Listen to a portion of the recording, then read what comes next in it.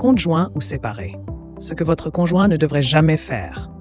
Lorsque la gestion des finances de couple devient un sujet de discussion, la décision d'opter pour un compte joint ou séparé est souvent un dilemme. La gestion d'un compte joint peut faciliter la vie d'un couple, mais elle nécessite une approche disciplinée. Cette option, bien que pratique, peut entraîner des conflits si certaines actions ne sont pas évitées. Voici ce que votre conjoint ne devrait jamais faire pour garantir une relation financière saine. Négliger la communication financière. L'un des pièges les plus fréquents avec un compte joint est l'absence de communication claire entre les partenaires. Gérer des finances à deux demande une transparence totale. Il ne suffit pas simplement de créer un compte commun. Il faut également discuter ouvertement des attentes, des priorités financières et des habitudes de dépenses. Si l'un des conjoints effectue des achats importants sans en parler ou prend des décisions financières sans consultation, cela peut engendrer de sérieux conflits. Il est donc crucial de ne jamais prendre de décisions importantes de manière unilatérale. La règle d'or d'un compte joint est de s'assurer que chaque transaction importante soit convenue ensemble pour éviter toute forme de ressentiment ou de surprise désagréable.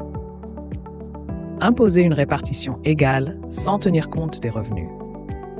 Une autre erreur à ne jamais commettre est d'insister sur une répartition égalitaire des dépenses sans considérer les différences de revenus. Si l'un des conjoints gagne beaucoup plus que l'autre, une répartition 50-50 des contributions au compte commun peut sembler injuste et peser sur celui qui gagne moins. Ne pas adapter les contributions en fonction des capacités financières respectives peut créer un sentiment d'injustice et mener à des frustrations. Plutôt que d'exiger une part égale de toutes les dépenses, il est préférable de définir des règles plus flexibles et proportionnelles.